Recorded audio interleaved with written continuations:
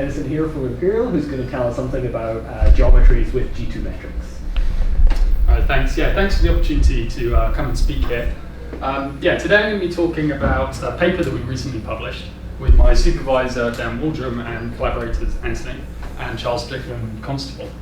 And it's about the sort of generic features of flux backgrounds of string theory. So we'll be looking at the generic geometry that you can have and also some of the moduli. And I also put up this sort of incompleted archive number here because very soon we'll have a paper out saying that everything I'm about to say here has a completely analogous story for heterotic strings as well, not just type 2. Okay, so what we're going to be looking at is sort of compactifications down to 4-dimensional Minkowski, so a warp compactification. And we want to preserve 4 out of the 32 supercharges. And what we really want to ask, the question we all want to know, is how does the geometry of this internal space, this non-calligraphic M, affect the physics that we see in the 4-dimensional Minkowski space? So if we take some effective theory in the 4D space, how does the geometry affect that theory? And this can be split into a number of questions for us. So what is the required geometry of M to actually preserve n=1 supersymmetry in 4 dimensions? What are the moduli, i.e. the massless modes of the effective theory in 4D? And can we find the Kähler and superpotential? And if we can do that, then we fully specify this theory down in 4D. So why might we want to study these questions? Well, the first point is phenomenology. If we believe that our universe is somehow stringy and it's somehow supersymmetric, then we should be able to recover 4D n=1 at some point in string theory. And what we're going to be studying here is the most generic way that can really happen. Another point we might want to look at, although I'm not going to really address this here, is the ADS-CFT correspondence. This is something that's cropped up and is very popular to study, as I'm sure many of you know. And while I'm only going to look at Minkowski compactifications, you can view this as a sort of first step to understanding what the ADS picture is as well. And finally, we're going to try and understand completely generic features of the landscape. And perhaps this will help us form new topological theories. And I'll say a very brief slide about that at the very, very end. So this is the outline of my talk. I'm going to start out with some ancient-ish history. So I'm going to be talking about some stuff that will probably be fairly familiar to some of you. Before doing a little bit aside and looking at what we call SL3 structures. And the reason that I'll look at those is because the language we use there will be very similar to the language we use later on in a slightly less familiar context. Then I'll look at n=1 structures, and I'll introduce the formalism that we use in our paper, which is called Generalized Geometry. And then I'll tell you about these SU7 structures, which completely capture the completely generic geometry of these string backgrounds. And then finally, I'll give some examples. So we'll be able to put the G2 manifold in this example. And we'll find that it sort of gives a reinterpretation of G2 geometry. And then we'll find an extension of that, which we call type 0. And I'll explain what that means later. And then there's also an example of GMPT compactifications, which are particular compactifications of type 2. And I'll go through those as well. And finally, finishing with some conclusions and outlook. So let's start off with something which is possibly kind of familiar. So we'll just work in type 2 for concreteness, so M is 6-dimensional, and we'll turn all the fluxes off. Then it's a fairly well-known story that having a global non-vanishing spinner, this is a section of a spinner bundle with a 0 section removed, that is covariantly constant, gives you n=1 supersymmetry down in 4 dimensions. And this condition can be split into 2 parts. There's an algebraic condition, which is the existence of this single global non-vanishing spinner. And this is equivalent to having a reduction of your structure group from spin 6 or SU4 down to SU3. This is a well-defined global reduction of the structure group. And in sort of normal geometric language, this is equivalent to having a complex 3 form, a real 2 form, that obeys certain compatibility conditions. Secondly, there's a differential condition that this spinner is covariantly constant. And this is what we call the killing spinner equation, when there is 0 flux. And then if we translate this into our differential form language, this tells us that our differential forms are closed. And this implies we have an integrable SU3 structure, or SU3 holonomy, or you might know it as a Calabi-Yau structure. Okay, great. So we've already determined the geometry of a large class of supersymmetric backgrounds. Why would we need to go any further? Well, there are some problems with these. Well, firstly, for phenomenological reasons, these typically have far too many moduli to be physical. The number of masses modes you get out in the effective theory in 4D is typically too large to describe anything like the standard model. And they actually preserve n equals 2 supersymmetry, rather than n equals 1. And I'm told that it's much harder to break n equals 2 than it is to break n equals 1. So we're really looking for n equals 1 supersymmetry down in 4D. For the ADS-C of T correspondence, again, while I'm only looking at Minkowski compactifications, if you have no flux, then you can never have an ADS compactification. You need Minkowski. And so we can never learn anything about this correspondence if we don't turn on any flux. And finally, these are highly non-generic solutions. You know, we've been very, very particular. We turned all the fluxes off. And so we're not going to learn anything about the generic features of the background, and we're not going to gain any new topological theories out of this. So let's turn on some flux. Let's see what happens. And this changes the Killing spinor equation slightly. So schematically, you've got this covariant derivative plus a flux term acting on your spinor, and that's now got to vanish. And now our differential forms are no longer closed, but they somehow depend on the flux. And this breaks the integrability of the SU3 structure. The reason that the Calabi-Yau case is quite nice is because you have an integral SU3 structure, and that gives you lots of tools to analyze things like the moduli. But here this breaks the integrability. And the exact geometry of your internal space depends on what are called the torsion classes of the flux. So what you do is you decompose the flux under this SU3 group into different representations, and how it falls into those representations affects the geometry that you're going to have. So it might be complex but not symplectic, or symplectic but not complex, or it might be conformal Calabi-Yau, so on and so forth. And the analysis really has to be done on a case-by-case basis, and not much is known generically about what's going on. Secondly, we could just ignore the back reaction of the fluxes on the geometry of the Calabi-Yau manifold. And then if you look at how the fluxes behave in the action, they kind of look like a potential for some of the moduli. And that means some of the moduli attain a mass. So we remove some of the massless modes, we get a more physical picture, and this is what's called moduli stabilization. Does it actually produce a potential for these things in 4 dimensions that you could say is really stabilizing them in a 4-dimensional sense? I think that's generally the picture. I mean, I'm not an expert on how people do these moduli stabilization, but I think the idea is that you kind of, you look at the effective theory and it produces some kind of potential which should stabilize the moduli in some sense. There's a good review by, I think it's Mariana Grania does a flux backgrounds in string theory review, which kind of goes through all of this in quite a lot of detail, which is quite good. Yes, anyway, but the problem with this is that it's not exact. We've ignored the back reaction on the geometry, and you're assuming that your manifold is somehow still Calabi-Yau, but it's not. And this won't work for solutions that are so-called far away from a Calabi-Yau solution. If you turn on a lot of flux, and you move far away from somewhere that looks Calabi-Yau, then you have no guarantee that your moduli look anything like a Calabi-Yau. So this is really only approximate. And finally, we really have 2 fundamental spins. Remember, type 2 theories have 2 supersymmetry generators. And so you should have 2 fundamental spinners on your internal space. And while the combination of the 2 can never vanish, they can never vanish at the same point, individually they can go to 0 on the manifold. And this means that you may not have an SU3 structure at all. So we may not be able to form this, these 2 differential forms, the little and big omega. And then we really are stuck. And there was work done by Grania and Miasian and Petrini and Tomasiello to form these GMPT solutions. And they did this in terms of what are called generalized Calabi-Yau structures. But there they assumed that these were non-vanishing. Both of them were non-vanishing on the manifold. So these are not quite generic solutions. So the question we want to answer, and we will try and address, is can we find exact answers for generic Killing spinors and generic flux? Now, before I go on and answer this question, we're going to have a brief look at SL3C structures in geometry. So what is an SL3C structure? Well, it's defined by some global non-vanishing 3-form, complex 3-form. And it actually has to be in a particular GL6R orbit to be preserved by this SL3C subgroup. And we say that it's integrable if it's closed.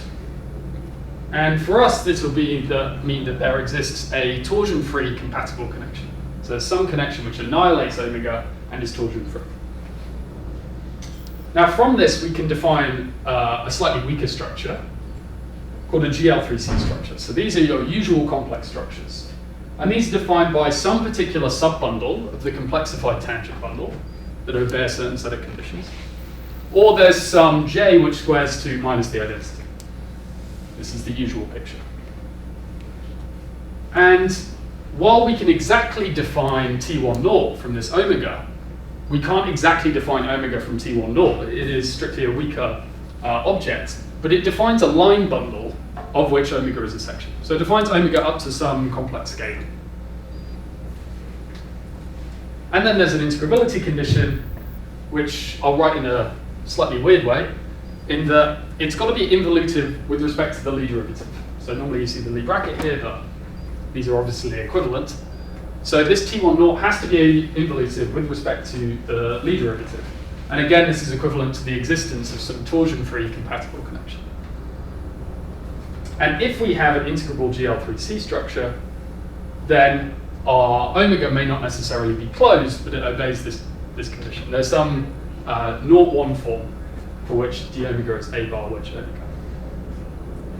So I'm going to rewrite this in a slightly weirder way. And it's going to be slightly more obscure, but it'll make sense why I'm doing this later when we look at the SU7 structures. So the space of SL3C structures on your manifold, that is the choice of omegas that you can have, has a Kähler structure. And the Kähler potential is given by this functional here.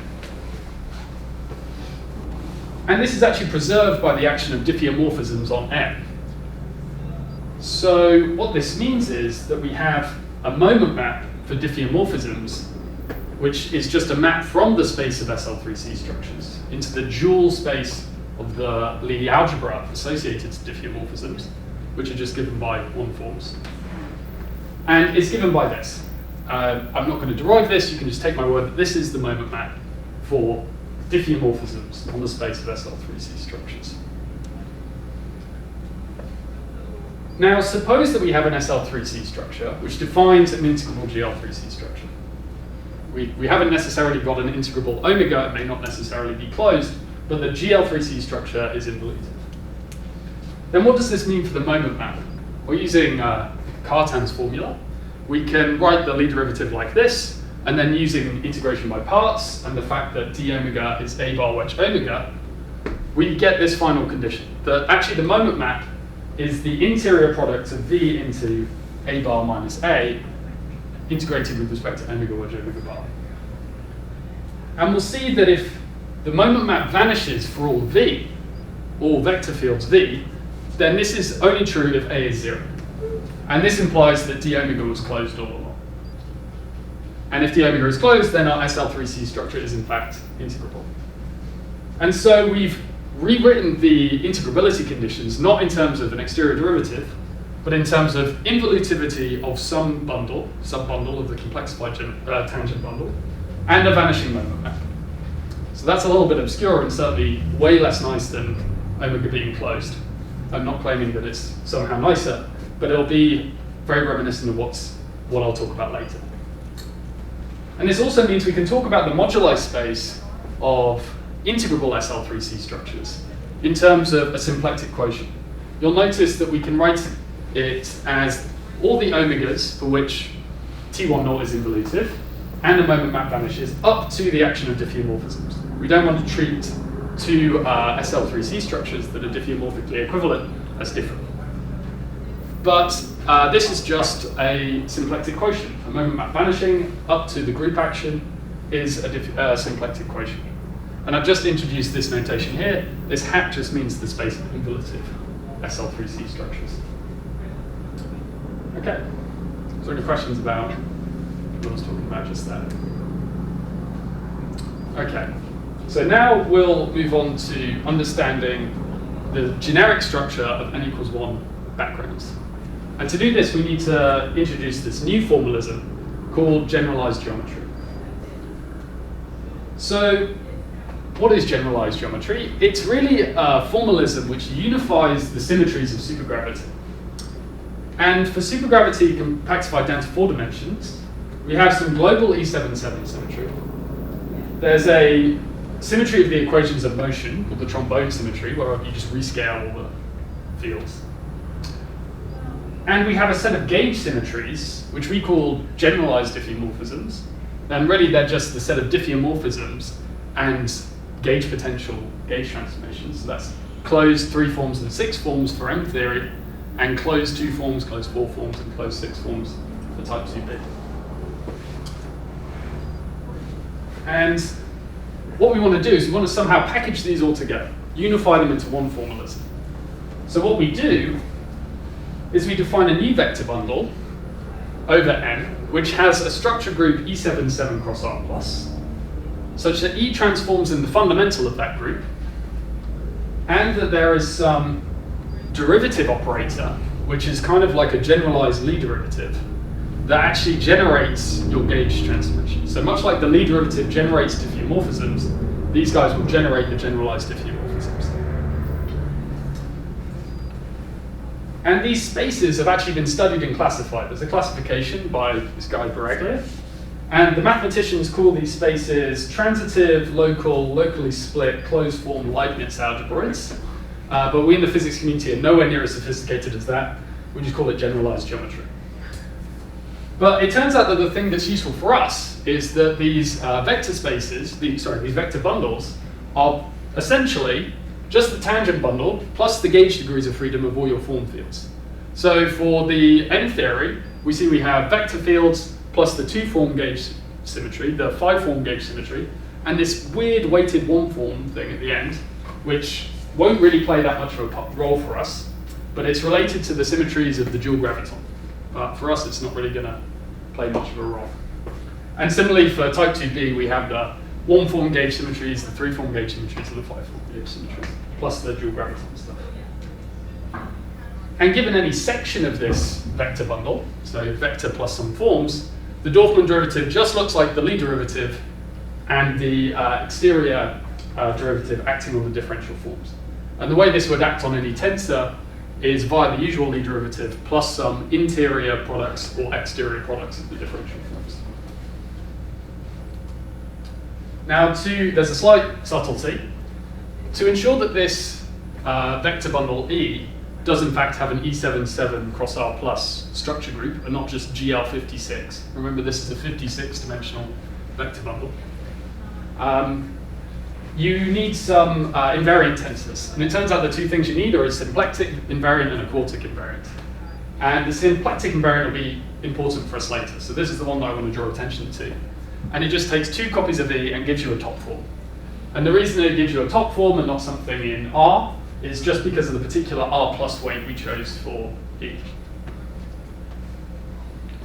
The E7 is the split real form? Yeah. Yeah, it's the maximally non-compact form of E7. Yeah.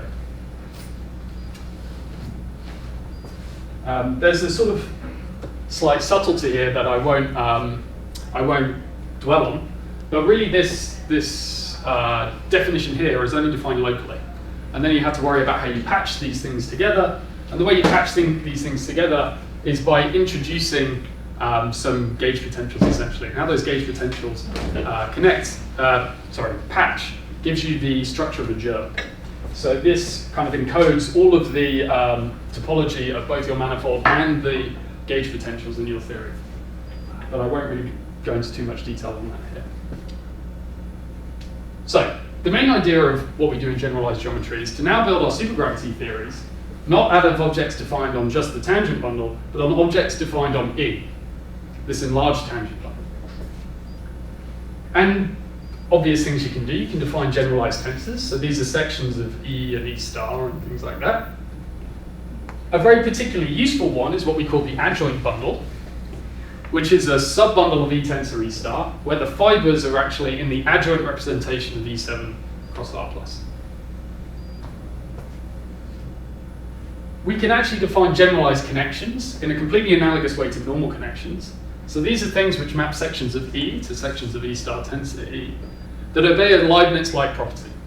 So here we take any function and multiply it by v, and then act with the connection, and we get df tensor v plus f dv. And this really is a lowercase d.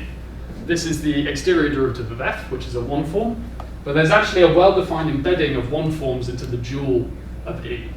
So this is a well-defined connection. So let me see if I understand the general thing. It's instead of just a tangent bundle, you're expanding it to a larger bundle somehow. So somehow the results that you're getting here, like your moduli and so on, are going to include things that we might have separated previously into tangent bundle moduli and matter moduli. Exactly. You'd be looking at it as saying, like, okay, so what's the moduli associated to the geometry, and what's the moduli associated to these gauge potentials that I have on the thing? This somehow unifies these into one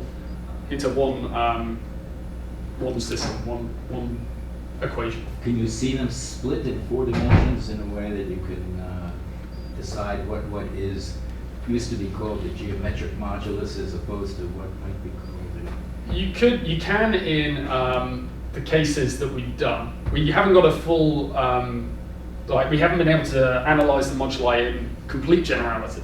But in every case that we've done, there is a way to sort of say, okay, these are the geometric moduli, and these are the moduli associated to the gauge potentials. So maybe it'd be possible to do it in general, I'm not entirely sure. Can you go back one slide so that we can see the so the relationship between E and tangent bundle is E always contains the tangent bundle. Yeah, but the rest of the pieces, are those the only pieces in E, or are they? These are the only pieces in E so this would be for 11 dimensions, and this is for type 2D calculations. So the top line is 11 dimensional, the bottom line is type 2D. Is so 10? Yeah, 10. Yeah. And those additional pieces, are they Ramon fields or?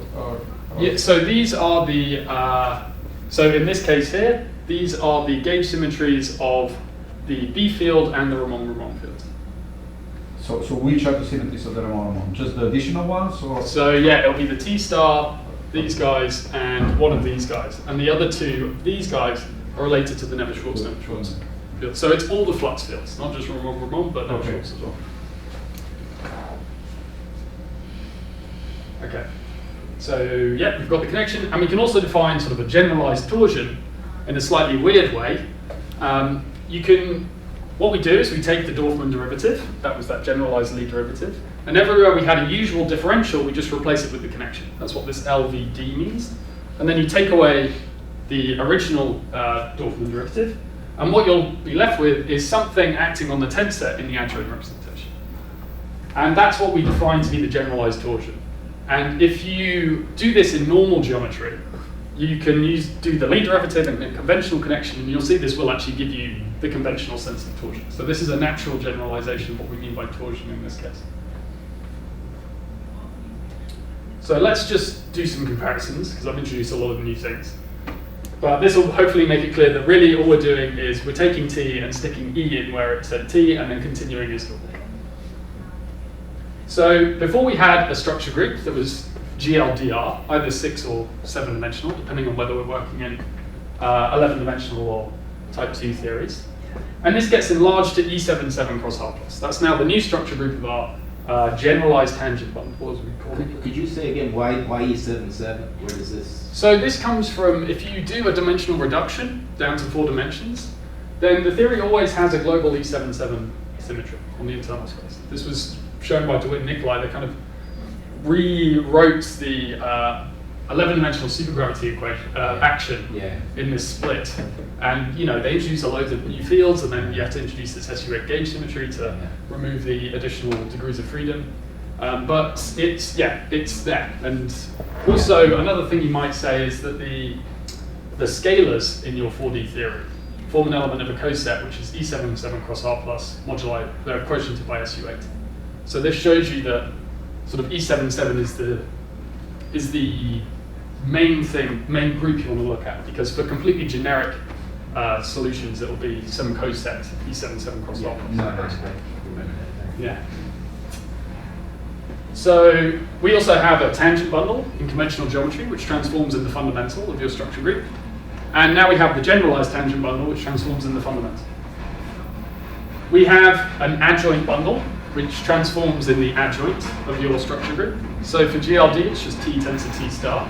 And for us, it's now some subset of E tensor E star, not the whole thing, but the fibers transform in the adjoint representation. We have some derivative which generates our gauge transformations. So in conventional geometry, that's just diffeomorphisms. But for us, it's now diffeomorphisms and form field gauge transformations. We can define connections on these spaces. And there's a sense of torsion in each case. I'm confused because I thought that the right column is something that happens on the full spacetime manifold, like the 11-dimensional or 10-dimensional, and you're now saying it's actually happening on the compact direction? Sorry, yeah, it's only on the internal manifold. Everything that I've done, we make an ansatz for the solution, and essentially all that means is that you can focus on what's happening on the internal space. You make some. That's the sense in which the two columns are matched. Yeah, sorry, I didn't make that clear. Everything that I'll be talking about will be on the internal space. Yeah. Okay, so why might this formalism be useful? As I said, if we choose a set of fields for our supergravity, solutions for our supergravity, on the internal space, so these will be the metrics, some of the gauge potentials, and this delta's the warp factor, then it will form an element of this coset, E77 cross R plus over SU8. So what this means is that there is some SU8 subgroup in this E77 cross R plus which preserves these fields. There's some messy action of these groups on these fields, and there's an SU8 subgroup which preserves these fields. So what this is really saying, in the language of structure groups, is that defining these fields, the solution to our supergravity, gives a reduction of the structure group from E77 cross R plus down to SU8. Okay, really it's SU8 mod Z2. That's the maximally compact, but what we do is we take the double cover because we want to eventually define spinors on this space. So we take the double cover SU8. And it turns out that there always exists a torsion-free generalized connection, D, that is compatible with the SU8 structure. And this is what is called the generalized Levi-Civita connection. It was found by Waldrum, Strickland, Constable, and Coimbra some time ago. And if you define Ricci curvature in a completely analogous way that you would in conventional geometry, you just take some commutator of connections and do some contractions on indices, and similarly for the Ricci scalar, then it turns out that the equations of motion for your supergravity fields are captured by Ricci flatness, or generalized Ricci flatness. And you can get these equations of motion from an action which is just the integral of a generalized Ricci scalar over some E77 cross R plus invariant volume form. And the reason that I'm kind of putting this up here is because, well, one, this SU8 group will be important for us. And two, we made no reference to fluxes here or anything like that. This is completely generic. Any solution can be formulated in this way. I missed the comment you just made. So you're saying this Ricci flatness equation is an equation of it's an equation of stationary points for this functional? So the usual equations of motion, if you do a sort of no, this I understood that equations of motion. Oh, sorry, I see. Yeah, but yes, it will be the stationary points for this stationary points of that one. Yes, sorry. Okay, so this was for completely generic solutions, not necessarily supersymmetric. So let's try and look at supersymmetric solutions now.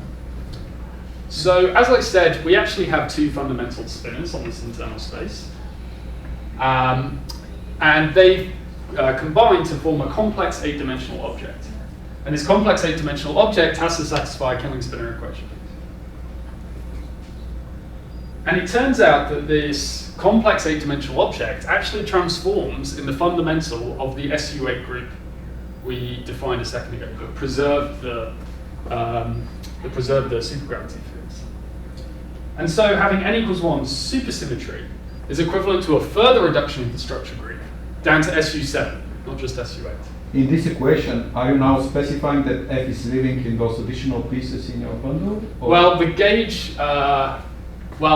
So the gauge potential of this thing will have gauge freedoms generated by those additional terms. Yeah. So this itself won't live in that. But the symmetries will be living Yes, in yeah, that's exactly it. Okay, so algebraically we have a further reduction from SU8 down to SU7. And it was shown first by Pacheco and Waldron and then extended by Coimbra and Strickland Constable to other amounts of supersymmetry and other dimensions, that the Killing spinor equation being satisfied is equivalent to the existence of a torsion-free compatible generalized connection.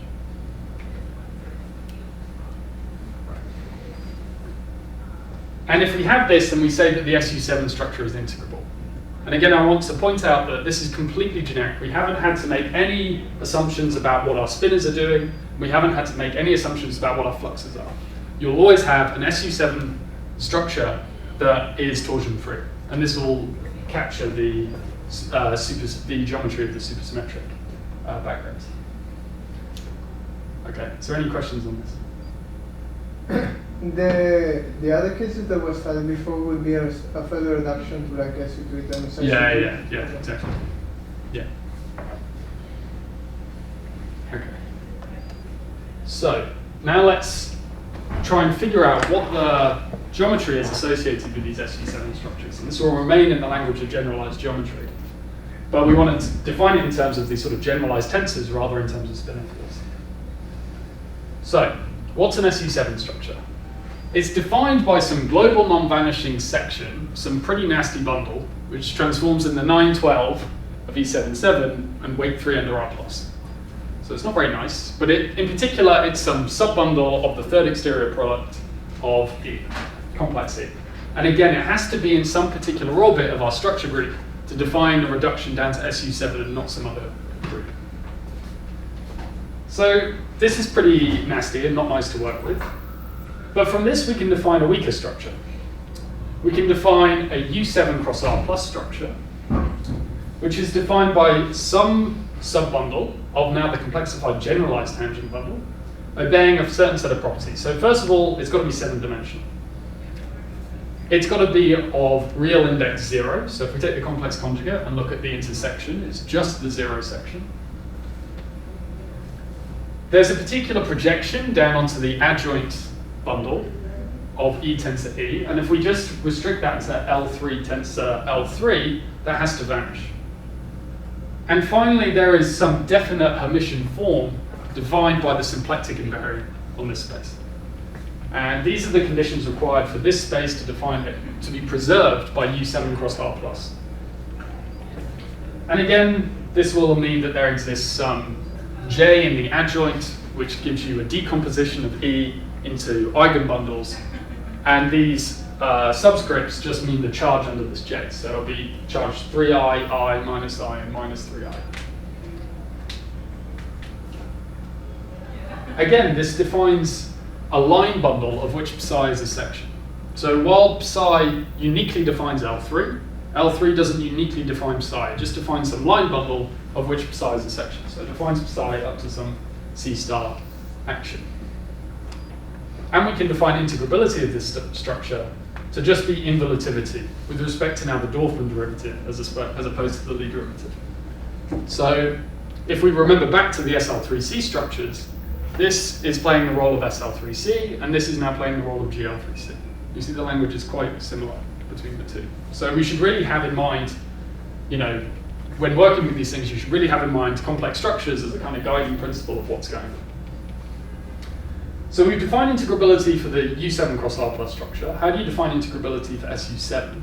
What are the conditions required for this SU7 to have a torsion-free compatible connection?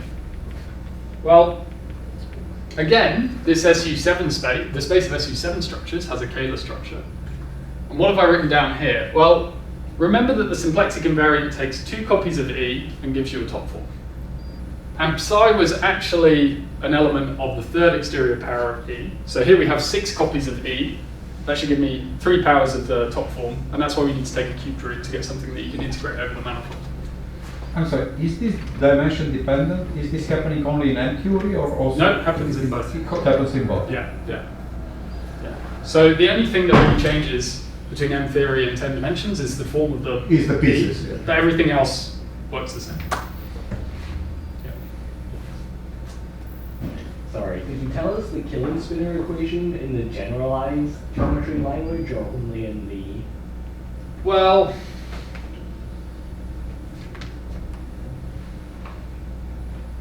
I don't think we've really thought about it like that. I think the way that we really think about it is just this existence of a torsion-free compatible connection. But you're taking, if I understand right, then when you wrote the killing spinner equation, you want the killing spinner to transform basically the spin bundle associated to the generalized tangent bundle. Yeah. But you write the killing spinner equation in terms of the derivatives on the regular tangent bundle. Oh, right, I see. Yeah, there's a paper by Dan Waldron and Charles Strickland Constable and Andre Coimbra, where they look at the supersymmetry equations in this new language of generalized geometry. Yeah. And you've got to do all these, they define these new spinor bundles, and there's also this like J bundle, which is kind of like what the Gravitino transforms. So it's the generalized version of that, and then there's projections from, if you act with the covariant derivative and then you project on a particular sub-bundle, then that has to vanish, and these are equivalent to supersymmetry equations. Right, and if you do those projections, the fluxes appear? The fluxes are kind of packaged into it by the formalism. So they should appear in each specific case if you then decompose it into conventional geometry language. But the point is that you don't need to talk about the fluxes because it's all packaged into the formalism. Right. So if you talk about it in this generalized geometry language, you never need to make direct reference to the flux. But then you never write a killing spinner equation. You do in this reference to flux. But in the generalized language of what? Okay. Yeah. So that was in the conventional geometry language in which you need to make reference to the flux. But if you translate it back into the generalized geometry language, then it will somehow be packaged into the covariant derivatives. Right. I have an algebraic question. You know, like the killing spinner equation in the SL3 geometry, SL3C geometry, it's a pure spinor condition plus integrability, right? Is there analogous, the fact that you have a torsion-free connection means that you have local coordinates that you decompose as a product. Is there analogous statement in this type of setting, or it just disappeared? You just have the torsion freeness of the generalized connection, and that's all you. That's all we have. We've been thinking about. There's no sort of. There is no purity somehow hidden. Yeah, no, I don't think so. Not as far as I'm aware. So somehow the differential theory is exactly analogous, and the algebraic theory is whatever you get with no additional verifications. Yes, I think so. Yeah. Any other questions? Yeah. So you have a gauge connection that appears here, right? And if I try to do this in just regular bundles things, there's not something like a Yao conditions and stability, which would guarantee that I would have the existence of such a connection. Yeah. Is there some equivalent here of that? Is that theorem tucked away here in some way? I mean, we're going to assume all the way through that these things exist. That's one. But does it require a proof of some kind, like Donaldson, that it does exist? Almost certainly. There's this whole question of, so I said that, how do you actually form this generalized tangent bundle? It's by patching, and your patchings have to obey certain conditions on overlaps and things like that. So you'd have to figure out when those things exist, and as far as I'm aware, there's probably going to be some obstruction to do with some sheaf cohomology, and then that'll be that'll be your sort of existence proof. But exactly what that is, I'm not entirely sure. So you haven't done that? No, we haven't looked at sort of existence of these gauge connections. Sort of, we assume that everything exists, and then we package it into this formalism, and then. That would seem to be very interesting because that's later I'll talk about possible connections to existence, but so far we haven't really looked at it in a lot of detail. It's just been something that actually cropped up from this paper, and it looks quite interesting. It's certainly something that would be worth looking into in the future. Anything else? Okay, so as I was saying, there's some Kähler structure. The Kähler potential is given by this on the space of structures. And it's now preserved by the action of generalized diffeomorphisms. So before we had a Kähler potential, which was preserved by diffeomorphisms. Now we've got the action of generalized diffeomorphisms. And so now we have a moment map for generalized diffeomorphisms, which is now a map from the space of structures into the dual of the Lie algebra, which roughly looks like generalized one-forms. And the moment map looks like this. And it looks pretty messy, it's pretty nasty. But we'll see later that it's actually not going to play an important role for us. And we can kind of get rid of this condition to find the moduli, which would be really nice. So now an integrable SU7 structure, we've shown that there exists a torsion-free compatible connection if and only if you have an involutive bundle and the moment map vanishes. So this is reminiscent of the weird way I wrote integrability for SL3C structures. And now we can write the moduli space of integrable SU7 structures as the space of involutive L3s plus a vanishing moment map up to the action of generalized diffeomorphisms. And this is just equivalent to some symplectic quotient. And again, I've introduced this notation here. This hat just means the space of involutive L3s defined by psi. And as I said, these are very reminiscent of complex structures. So we've called these exceptional complex structures.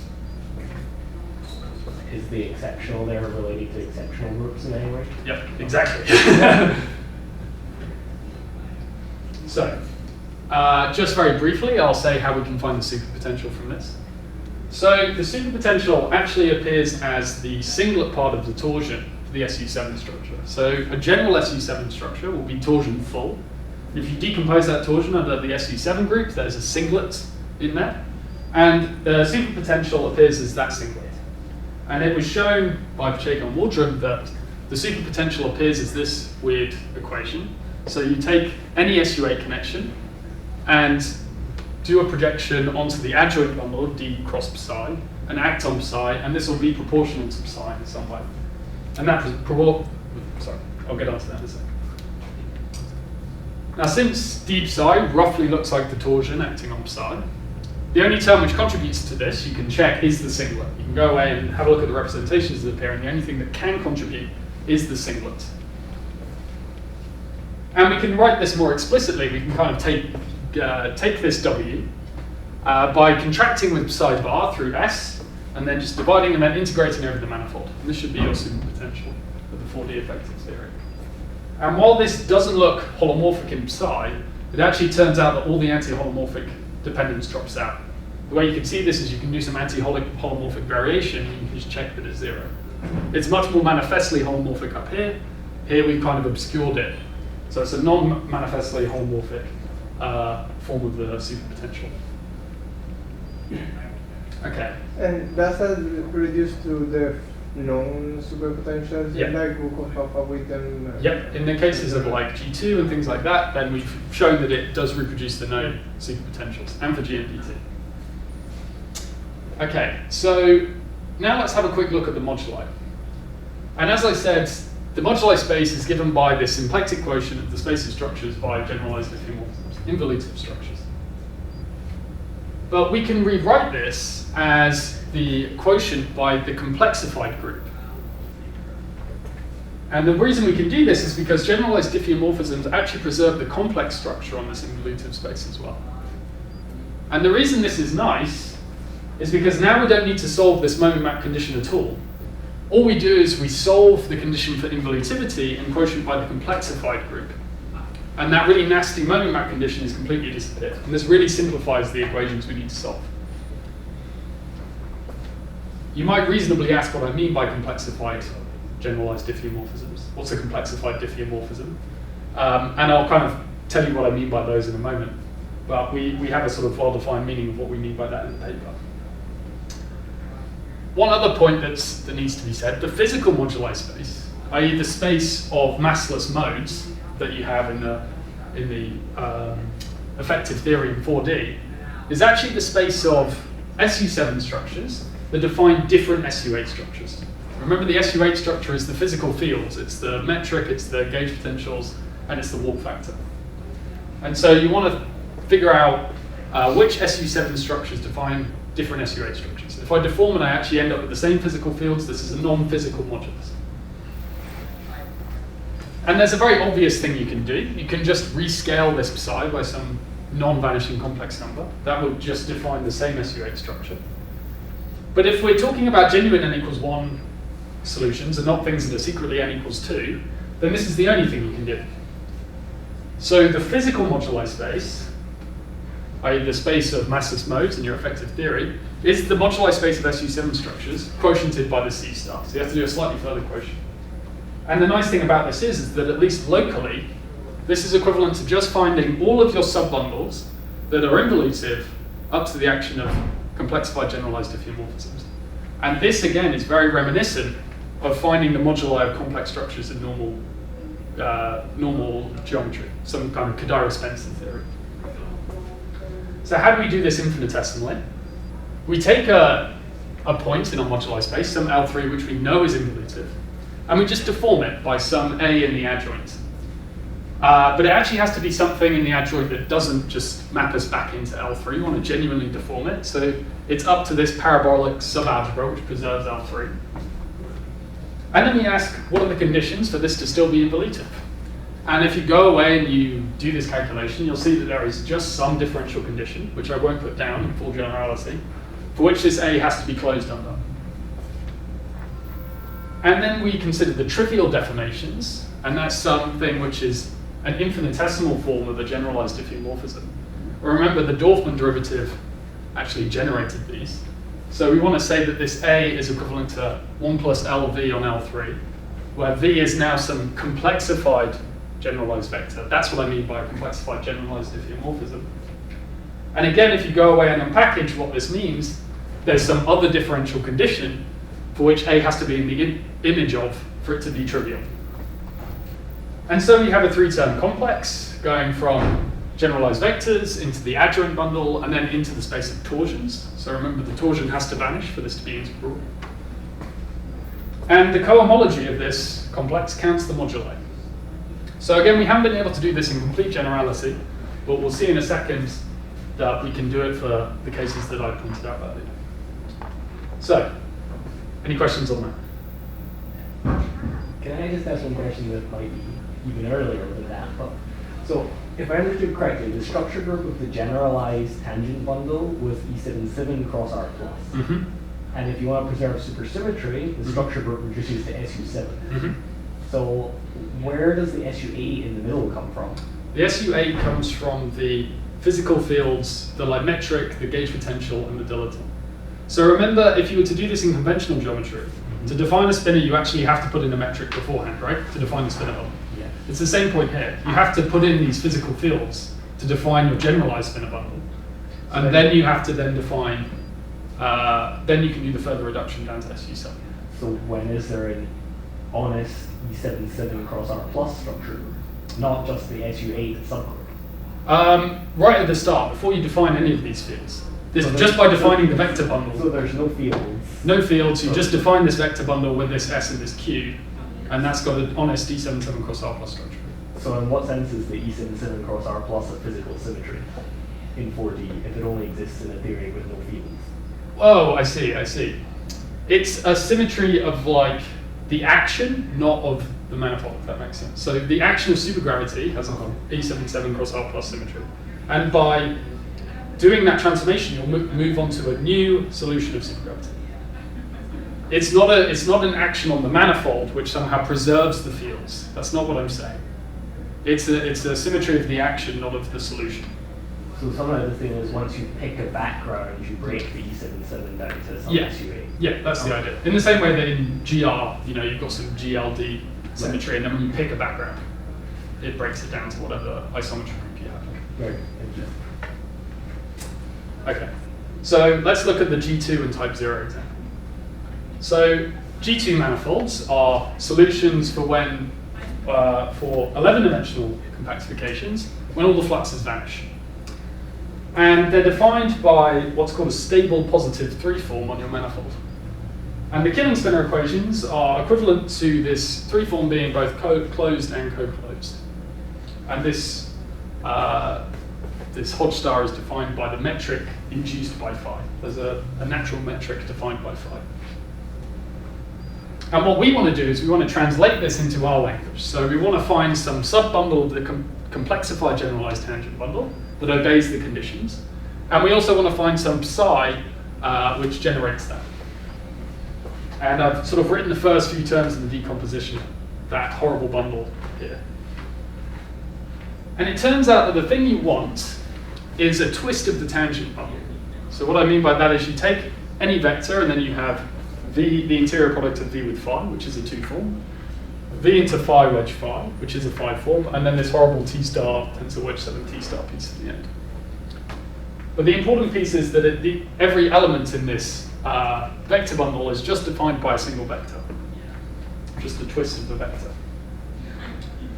And then if we take any two sections of this, and we look at what the Dorfman derivative is, then we'll see that it's a twist of a vector plus an obstruction piece, which just depends really on d phi. And so this is involutive if and only if phi is closed. So involutivity gives us some of the integrability conditions, but not all of them, and that's what we expect. We can also define the psi, and this psi is, again, just a twist of something. And the first few terms are like 1 plus phi itself, plus some higher powers of phi. And you can show that if you take any vector, so this is now a vector 2 form, 5 form, and that weird weighted 1 form, and I've just written it with a twist, but any vector can be written in this way, then the moment map along V can be written roughly like this. It's d omega wedge star phi. And so this vanishes for all V, for all vector fields V, if and only if it's co-closed. So the moment map vanishes, so the involutivity gives us d phi 0, moment map 0 gives us d star phi 0. Now what are the moduli of this? We want to deform by something in the adjoint. We want to deform by something that doesn't just preserve our space, we want to genuinely deform it.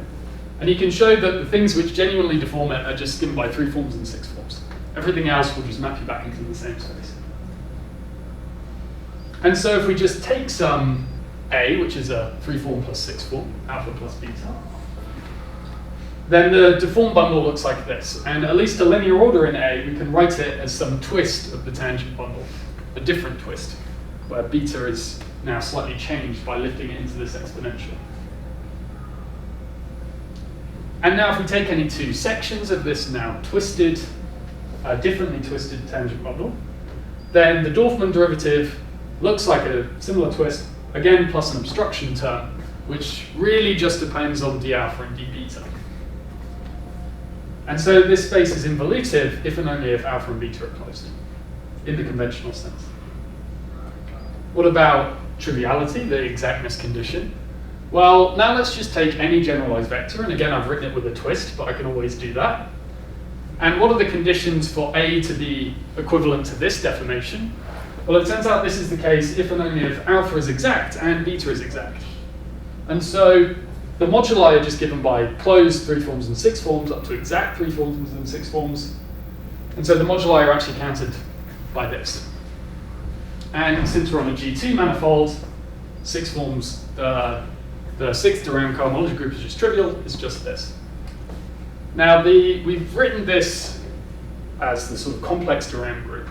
And this is because all of our bundles were complexified. And if you figure out what is going on here, and you can see the split into geometric and non-geometric moduli, the imaginary parts are deforming your G2 structure. They deform your phi into a new phi. And the real parts are the moduli associated to the gauge potentials. Okay. Sorry, what assumptions do you make about M here? For example, do you assume it's smooth? Yeah. Okay. Yeah, we assume it's smooth. And So that compact. Sorry? And compact. Yes.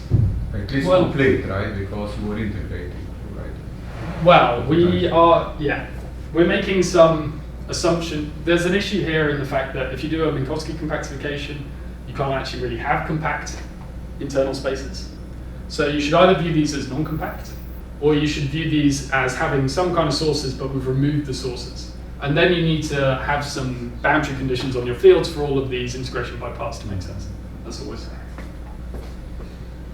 So so what is the technical challenge to extending it to M not being smooth? So for example, if you want to have, say, gauge degrees of freedom in your n=1 theory, you need singularities on M. Mm-hmm. So what would be great is to be able to count the moduli in such a case. So you could say that this counts the moduli away from those singularities. So, we're not deforming the branes or anything like that. If you want to be able to figure out what's going on with the branes, then you need to get some idea of what a generalized calibration is. Mm-hmm. And there have been some papers on this, I think, but not in the 4D case. So it's certainly something interesting that we'd like to look into. But yeah, that's the direction you'd have to go. You'd have to figure out what this generalized calibration is and how you perform those. Okay. So this is what we knew about G2 solutions. We knew these moduli before, so it's good that we're recovering the known results. But there's an extension here, so what we call type 0. So G2 manifolds are actually an example of type 0 solutions. And we define type to be the codimension of the projection of this L3 down to T. So something I didn't mention, but these Leibniz algebroids have what's called an anchor map, which is a projection from E down to T. And if we take that, act on L3 with it, and look at the codimension of it, then that defines our type.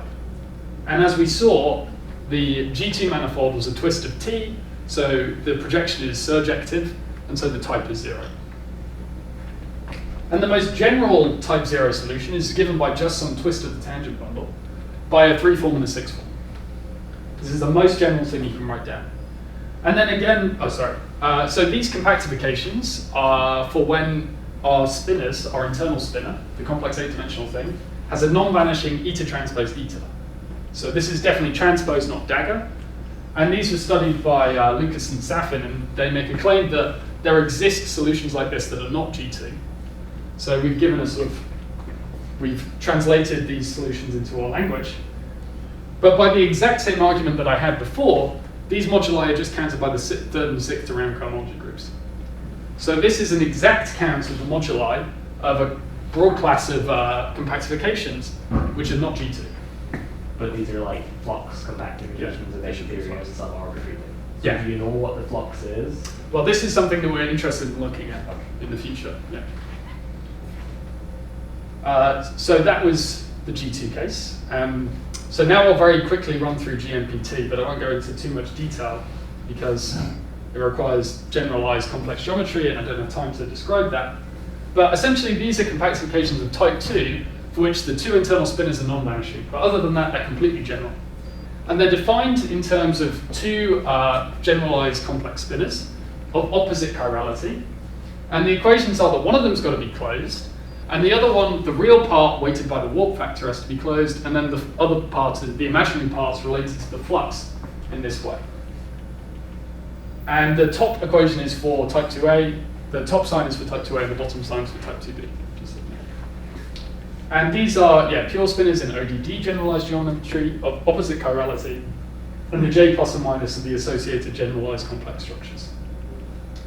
And the relevant translation for us is you take a bundle, which is just a twist of the generalized complex structures, and then you take psi, which is just a twist of the generalized spinners.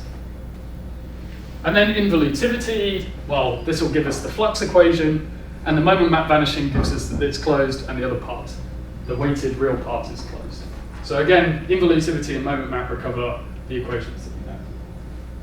And we found the exact moduli of these solutions. So you can figure out what is the deformation bundle, this adjoint bundle quotiented by P, and it's given by wedge to L1 star plus some spinner pieces plus top forms.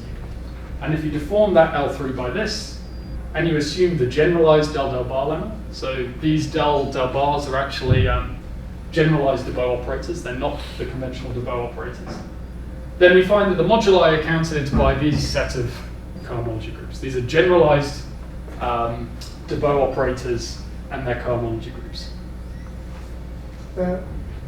Does this counting agree with what was already done in the literature. Yeah. There were some papers by Lukamar which had done in the Moduli Space using this kind of solution. Yeah, so there was also a paper by Thomas Yellow where they put like bounds on this and things like that, and this agrees with the bounds. Okay.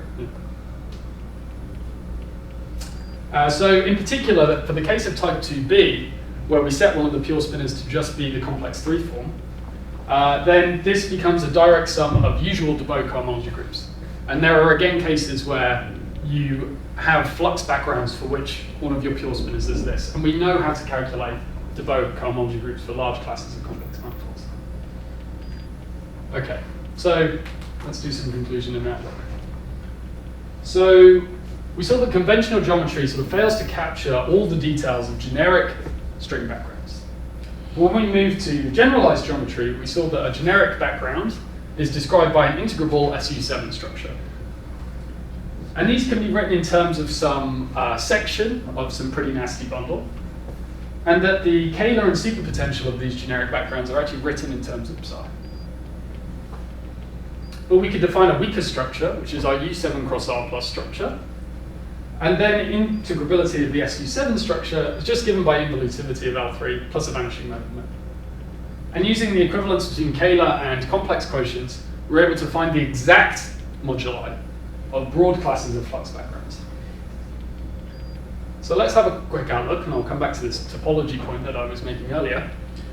Does this give us a hint of some kind of topological M theory? It turns out that the moment map vanishing is equivalent to extremizing the scalar potential with respect to complexified generalized diffeomorphisms. And so this gives the scalar potential the structure of a Hitchin functional for SU7 structures. And in particular, if we take psi as it was for G2 manifolds, that twist of 1, then this scalar potential actually becomes an extended G2 Hitchin functional. So there's a conventional G2 Hitchin functional, and now we have a so-called extended G2 Hitchin functional. And this includes off-shell 6 form degrees of freedom. So the classical minima of this potential are the same as the minima for the usual G2 Hitchin functional, but this now includes off-shell 6 form degrees of freedom. And can we quantize this in the same way that Pesson and Witten did for the topological string? And we should find that these 6 form degrees of freedom actually contribute in the quantum theories. And would this be some form of topological entry? Another thing we might want to look at is ADS4 backgrounds. A pretty natural extension of this is to extend it to ADS rather than Minkowski. Now these have a non-vanishing singlet torsion. And so L3 is actually no longer involutive. You can show this. But we can deform the derivative so that it is involutive by taking off something that's proportional to the cosmological constant. But the problem is that this no longer defines what's called a Lie algebroid. And so there's no associated differential with respect to this, this derivative, this bracket. But perhaps this involutivity condition is still enough to kind of count moduli and learn something about the conformal manifold of CFT3s using ADS4, ADS-CFT. Another interesting thing we want to do is look at new explicit string backgrounds. So, as I said, this work gives us the exact moduli of many flux backgrounds. And in particular, for type 0, and GMPT, we can count the moduli given by either just de Rham cohomology groups or genuine de Bow cohomology groups. And we can calculate those for large classes of manifolds. And so maybe we can get a model in which the moduli are relatively small, a much more physical number of moduli. And then we want to figure out what the flux is and what the scalar and superpotential are. So this is going back to your question earlier.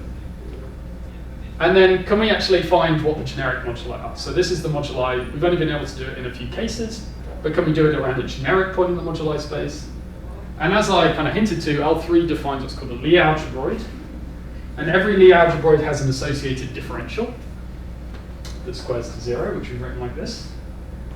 And in a lot of cases, the moduli of the Lie algebroid can be written in terms of the cohomology of this differential. The question is, can we write our moduli in terms of the cohomology of D3? And if you give me just a couple more minutes, I'll talk about this polystability of G2 and sort of possibly ideas of existence. So we've reformulated this G2 manifold, this integrability space of integrable G2 structures, as some symplectic quotient of an infinite dimensional space. And this is very reminiscent of what happens in Kähler-Einstein metrics, or studying flat connections on Riemann surfaces, or in the Hermitian-Yang-Mills equations. And by geometric invariant theory, I kind of glossed over this, but by geometric invariant theory, the equivalence is not between the whole of involutive SU7s, quotient by the complexified group, but just by the space of polystable points. And the reason for this is that not every complex orbit will actually hit the surface mu equals 0. So you need to pick the points for which this complex orbit will hit this space. And there's some, like, in the literature, there's this, I think it's called the Hilbert-Mumford criterion. But to define what a polystable point is, all you need to do is to look at all of the U1 subgroups of the generalized diffeomorphisms group and the action of those. And if we complexify that, so now it's a C star action, not a U1 action, and you look at the limit of this action as you take this complex parameter to 0, you'll find that it'll just scale some other psi 0 by some weight. And this weight has to be quantized because we originally had a well-defined U1 action. And this weight is what's called the Fataki invariant. And psi is polystable if and only if this weight is positive or greater than or equal to 0 for all one-parameter subgroups. That's what we mean by polystability. And if psi is polystable, then there exists a unique minimum of k in the orbit of G diff C. So there exists a unique point for which mu equals 0. But there are some problems with this. Firstly, this only really works if the space of involutive SU7 structures is a line bundle over the space of just involutive L3s. And this only works if k is convex over this set. And we have neither of these problems. Because, no, I haven't said that. Really, a point I kind of glossed over is that I wrote, at least for the G2, the psi was just some twist of 1. But I could really put any complex function here. And so we really have some C infinity bundle over this space. So that's not very good. But we can fix these, or at least we believe we can fix these, by first doing a very particular reduction. So you look at the generalized diffeomorphisms just generated by the 5 forms, and you quotient by those first. And then it turns out that this is a well-defined line bundle over your space of L3s, and K is convex on that set. And then really the statement is that the moduli space is the quotient of this complex group over this other space. So you have to do the quotienting in 2 parts. First you have to do a symplectic part, then you have to do a complexified part. And the question is, can you classify what all of these U1 subgroups are doing? Can you get a condition for when these U1 subgroups have a Fataki invariant that is always positive? I.e., can we define what polystability is? And this would be equivalent to having some like vanishing first Chern class for Claviaus, or what's called K-stability for the Kähler-Einstein spaces. And if we have this, then this would give us a condition, an algebraic condition for when a G2, an integrable G2 structure exists in a manifold. This has nothing to do with G2, right? This works for all of your SU7. So we've only really looked at it for the G2. And in this case, it seems to be, the case. But around other points, it may not be that you have to first do the quotient by 5 forms. It might be some other part of generalized diffeomorphisms that you have to do. But we believe that there should be some procedure in which you do a symplectic quotient first, and then you do a complexified quotient. And you'll get some line bundle and then some convex K. So while we haven't done the analysis, we think that should work out in general. But sort of the interesting point, at least from the point of view of constructing solutions, is that finding G2 metrics is hard. And if we have an algebraic condition for when these exist, this would be very useful. So yeah, I think I'll stop there. Thanks very much.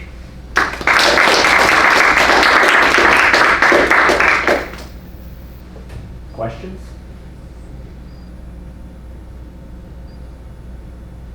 So when you say exact moduli space, is it exact up to non-perturbative corrections, or? Yes. Yeah. There's sort of. So like D-brane instantons? Yeah. There's all that kind of stuff. So yeah, we don't look at any of the stringy bits that go along with it. So it's in fact all closed string, the generalized geometry picture, right? Yeah. Yeah, and as I said, there's a sort of analogous picture for heterotic strings, and you can get a very similar picture for the stability, and that would link with work with by Garcia Fernandez and others who have kind of proposed Yau's theorem for heterotic backgrounds, but weren't able to prove it. But they've given sort of lots of evidence. And our picture seems to agree with what they were saying quite a lot. So it's an interesting route to look down.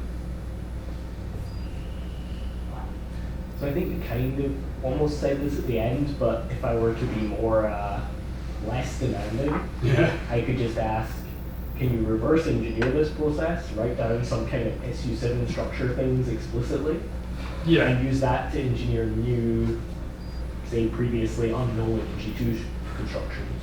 Yeah, so that would be one way of doing it. And really the type 0 was kind of how we came up with this, because we realized that anything that was type 0 is a solution. It satisfies all of these conditions. There are certain algebraic conditions on the 3 form and 6 form twist, but it's not necessarily G2. But yeah, you could possibly do something similar and say, oh, this is actually... I mean, I guess my question is it easier to write down things with SU7 structure than it is to write down things with G2? Yeah, that's a good question. It's probably hard to write down an SU7 structure and know that it will define a G2 structure. That would be the thing. Okay. You know, saying, okay, this SU7 structure can actually be written in terms of a G2 structure is harder to say. What we can say is this is definitely an SU7 structure, but you know, can you find what the G2 form is a bit trickier.